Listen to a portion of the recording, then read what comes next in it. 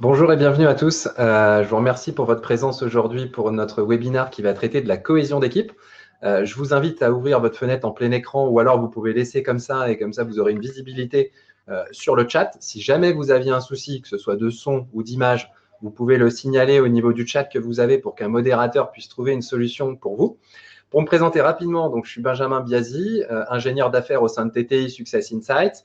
Aujourd'hui, comme je vous le disais, on va parler de cohésion d'équipe. Et alors, pour vous donner de la visibilité sur le programme au cours de ce webinaire, ce que vous pouvez faire, donc, c'est parler déjà de la distinction qui peut exister entre la notion de cohésion de groupe et cohésion d'équipe, qui n'est pas toujours claire, avoir des données chiffrées concernant ce que la cohésion d'équipe va pouvoir apporter justement au sein des entreprises, souligner l'importance, et vous le comprendrez, de la notion de perception et des différences de perception qui peut exister entre les individus, derrière d'avoir une vue sur les méthodes et outils, et notamment au travers du disque, sur justement ces différences de perception et comment c'est important d'avoir une connaissance de ces différences parce que ça va permettre de miser ensuite sur les forces de chacun, d'identifier des points de vigilance, des zones de conflit, et tout ça dans un objectif qui reste celui de favoriser la cohésion des équipes. Et donc derrière, je vous donnerai quelques astuces justement en fonction des styles comportementaux de chacun. Alors, pour débuter sur ce webinaire, j'espère que pour tout le monde, ça fonctionne. Sinon, faites comme Claire et vous le signalez justement sur le chat. Je débute en tout cas de mon côté par 75%. Ça renvoie à quoi ces 75%? C'est le pourcentage de salariés qui considèrent que leurs relations de travail se sont dégradées au cours de l'année 2018. Et justement, ce pourcentage, ça nous permet de rentrer directement dans le vif du sujet, à savoir qu'est-ce que la cohésion d'équipe, et de débuter par cette distinction justement sur la notion de cohésion de groupe, cohésion d'équipe, en sachant qu'il est plus difficile de créer une cohésion au sein d'un groupe qu'au sein d'une équipe. Pour reprendre sur l'étymologie des termes, sur la notion de groupe, on est sur un ensemble de personnes qui va être réunies sans pour avoir un objectif précis. Par exemple, quand vous êtes à un arrêt de bus, chacun va suivre sa journée et vous attendez le bus, mais vous n'êtes pas avec un objectif commun. A contrario, sur la notion d'équipe, vous allez travailler ensemble avec l'atteinte d'un objectif en commun qui est derrière. Une fois que cet objectif il a été atteint, vous n'avez plus vocation normalement à continuer au sein de l'équipe et elle peut se dissoudre, sauf s'il y a de nouveaux objectifs qui lui sont fixés et dans ce cas-là, ça peut perdurer. Et donc, sur cette notion de cohésion d'équipe, on va parler de solidarité entre les membres d'un groupe humain et ça va permettre d'assurer son homogénéité. Alors, maintenant qu'on a vu ça, je vous invite justement à être acteur au cours de ce webinaire. Pour vous, quels sont les critères qui sont les plus importants pour les salariés pour avoir une cohésion d'équipe et pour favoriser le bien-être au sein de l'entreprise? Là, je vous invite à répondre au travers du chat pour justement donner vos avis et puis derrière, on va en discuter.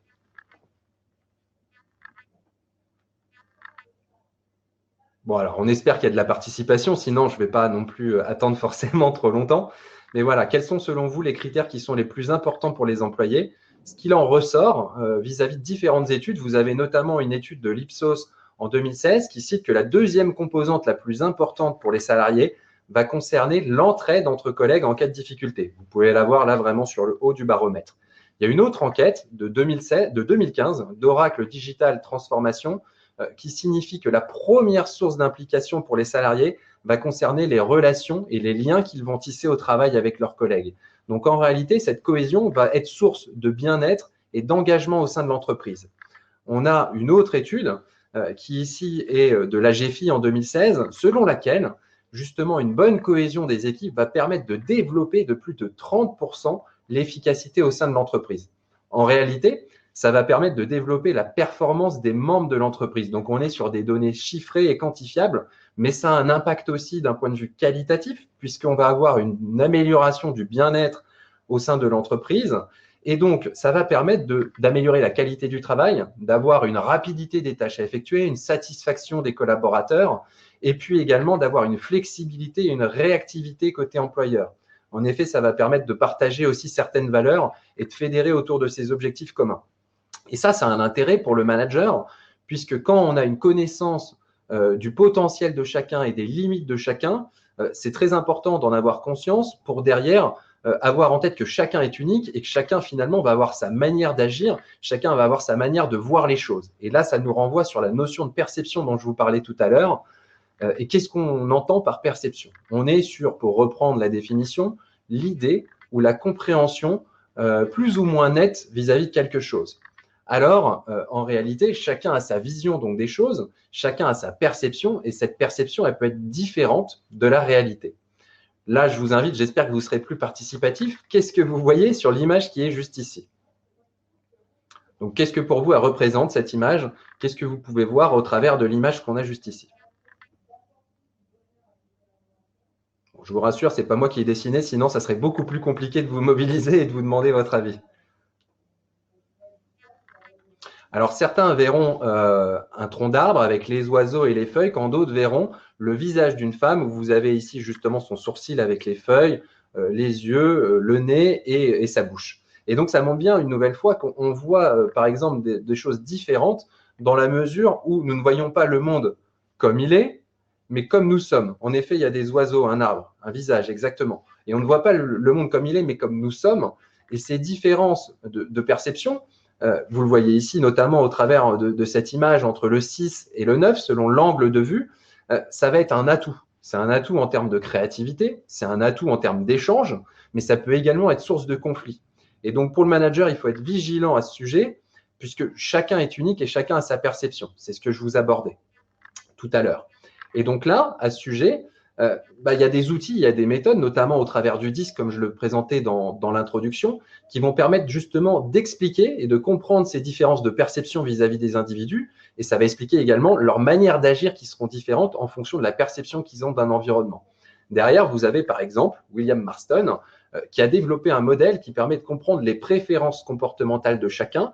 Et son modèle a été construit, donc le disque, à partir de 2 axes. Le premier axe que vous avez juste ici, peut-être ça sera plus simple si on le voit apparaître en grand, sur l'axe vertical, c'est la perception qu'on va avoir de l'environnement. Donc, soit on considère son environnement comme hostile, ça signifie en réalité qu'on ne va pas accepter l'environnement tel qu'il est.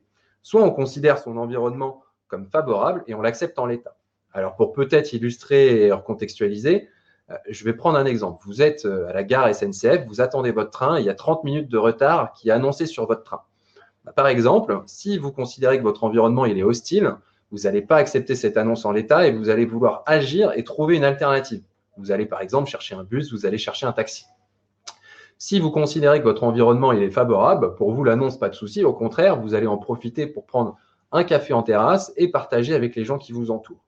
Donc, voici sur l'axe vertical. Maintenant, sur l'axe horizontal, c'est comment vous allez agir en fonction de votre environnement. Si vous vous considérez plus fort que l'environnement, vous allez avoir tendance à agir puis être dans la réflexion. A contrario, si vous considérez que l'environnement il est plus fort que vous, vous allez être dans une posture d'observation, d'écoute, d'analyse avant de vous mettre en action. Donc, en réalité, en fonction de la perception qu'on a de l'environnement, on va avoir des manières d'agir qui sont différentes. Et ces 2 axes ont permis de définir les 4 styles comportementaux. Donc là, on va les aborder un à un pour que peut-être vous puissiez vous reconnaître, peut-être qu'en tant que manager, vous puissiez aussi reconnaître le style comportemental de vos collaborateurs. Et derrière, je vous donnerai quelques astuces.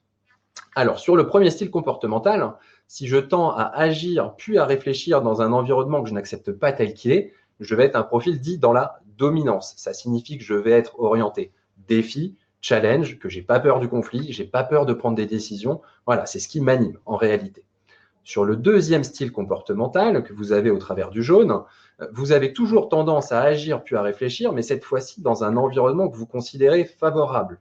Donc, vous allez être dans l'influence, ce qui signifie que vous allez être beaucoup plus dans l'interaction, vous allez être dans l'échange avec les autres et vous allez fédérer finalement vis-à-vis des autres. Sur le troisième style comportemental, cette fois-ci, vous avez tendance à observer avant d'agir dans un environnement que vous acceptez tel qu'il est. Donc, en réalité, vous n'avez pas de raison de faire bouger les choses et vous êtes dans la stabilité. Ce qui signifie que vous allez être un profil plutôt dans un rôle de soutien et dans une posture d'écoute et d'aide vis-à-vis des autres.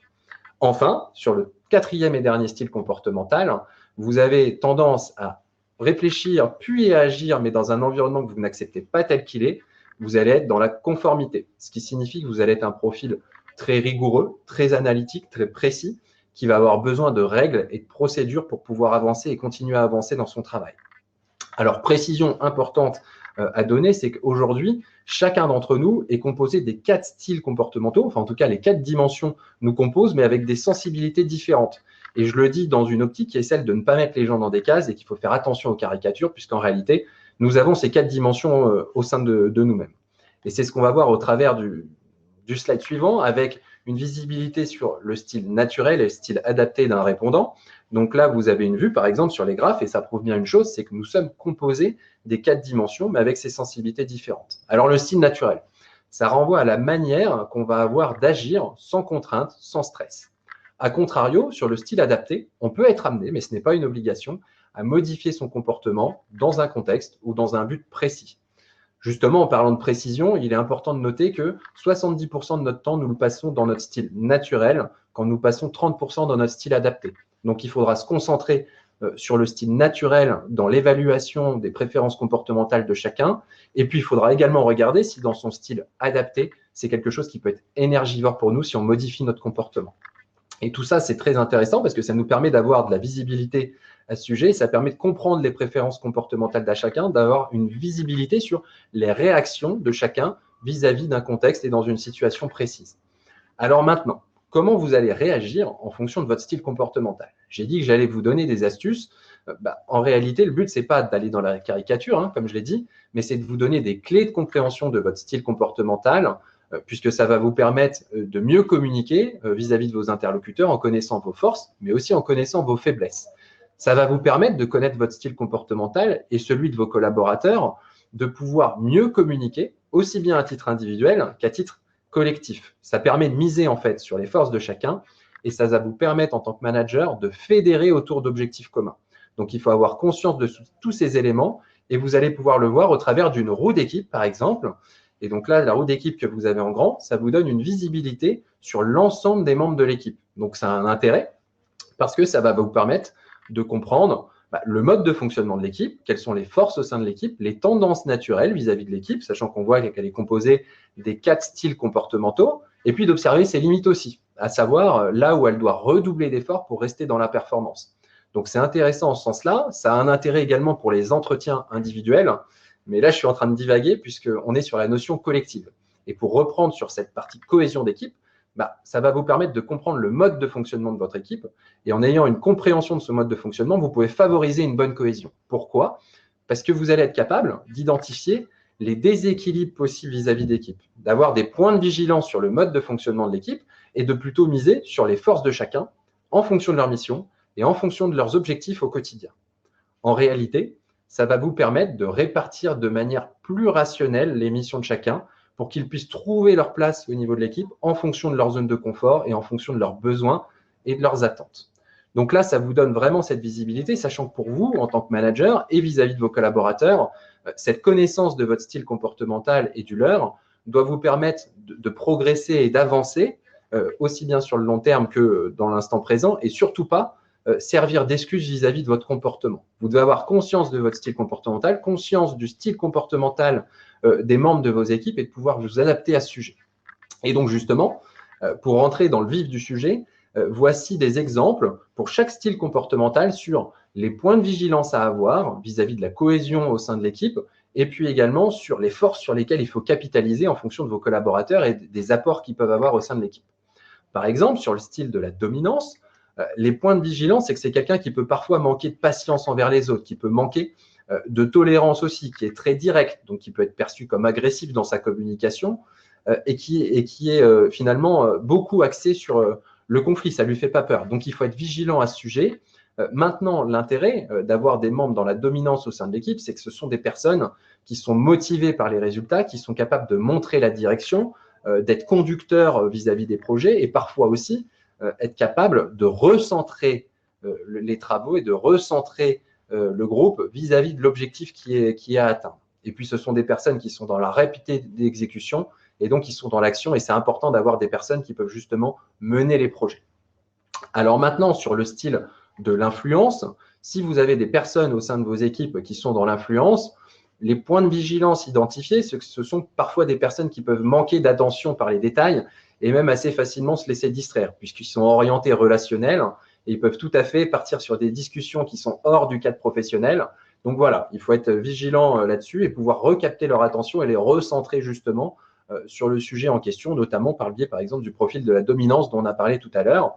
Et parfois, ils peuvent être perçus comme intrusifs ou insistants, notamment sur l'aspect relationnel. Donc voilà, il faut apporter une attention vigilante à ce sujet. Maintenant, sur leurs forces, ce sont des personnes qui sont optimistes. Donc ça va permettre de favoriser une ambiance positive au sein de l'équipe, une ambiance générale positive. Ce sont des personnes qui sont promoteurs en général, donc qui vont avoir la capacité d'être dans l'interaction et de fédérer pour amener les autres et les solliciter justement sans les forcer à avancer dans les projets de groupe et qui apprécient le partage d'opinions. Sur le troisième style comportemental, quelques astuces aussi. Il faut être vigilant pour favoriser une bonne cohésion au fait que ce sont des personnes qui ont peur du changement, qui ont peur des nouvelles idées et qu'il faut donc leur expliquer ces changements et les faire fédérer, les faire adhérer au changement pour qu'ils soient porteurs des projets. Ils sont parfois effacés, donc il ne faut pas hésiter à les solliciter, à leur demander leur avis parce qu'ils ont des choses intéressantes à dire.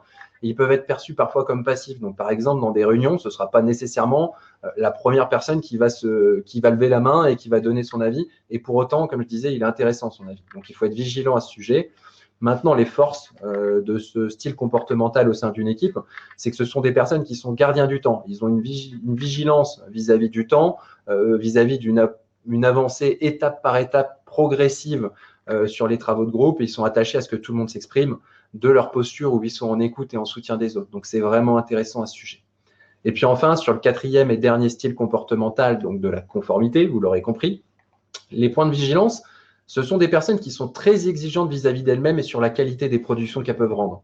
Mais elles le sont également vis-à-vis des autres. Et parfois, en pointant des détails, en étant très exigeant vis-à-vis des autres, ça peut être considéré comme source de conflit.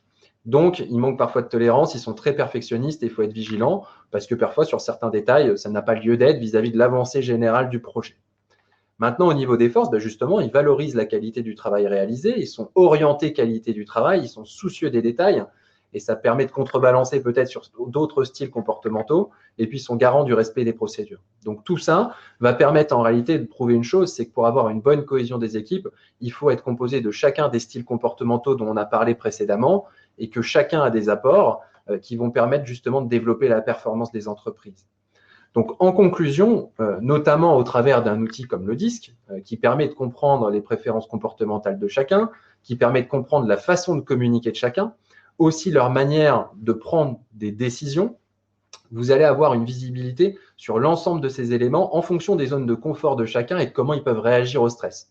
Donc, vous, en tant que manager, vous devez être vigilant sur ces sujets, vous devez en avoir connaissance, ça vous permet de reprendre un peu de recul vis-à-vis de votre manière d'agir, vis-à-vis de la manière d'agir des autres, d'analyser des situations passées pour pas qu'elles puissent se reproduire sur des zones de conflit, les méthodes qui ont été employées.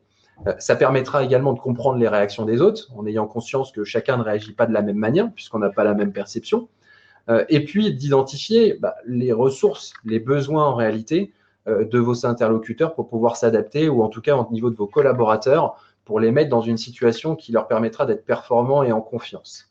Derrière, ça va permettre également de savoir comment communiquer, comment on peut transmettre de l'information, comment on peut adapter son attitude en fonction de son interlocuteur. Donc ça, c'est pour vous très intéressant en tant que manager, mais c'est aussi intéressant que les collaborateurs ils aient une connaissance d'eux-mêmes, qu'ils aient une connaissance de leurs collègues aussi et qu'ils puissent s'adapter au global. Enfin, ça permet de redéfinir certains rôles, on en a parlé, peut-être en répartissant les missions de manière plus rationnelle pour que chacun puisse trouver sa place. Et pour vous, en tant que manager et vos collègues, ça va vous permettre d'oser en ayant conscience de votre style comportemental et d'assumer pour permettre certaines complémentarités au sein de l'équipe, puisque sur l'outil du DISC, on est sur un outil collaboratif. L'intérêt, c'est de comprendre le mode de fonctionnement de l'humain et de gagner du temps à ce sujet, mais c'est surtout de partager là-dessus, que chacun puisse comprendre qui il est et qui sont les autres pour qu'ils puissent s'adapter, pour qu'ils puissent s'instaurer une solidarité durable entre les individus qui leur permettra d'atteindre les objectifs qu'ils ont en commun. Donc, en ça, c'est très intéressant. Et pour la conclusion, je dirais que ça permet de développer aussi bien le bien-être personnel, parce qu'on va avoir une cohésion des équipes et on a un bien-être général au sein de l'entreprise qui va exister. Et donc, c'est le bien-être personnel et le bien-être de l'équipe. Derrière, ça permet d'avoir une performance qui sera accrue, comme on a pu le voir au travers de l'étude de la GFI, plus de 30% d'efficacité au sein de l'entreprise quand on a une bonne cohésion des équipes.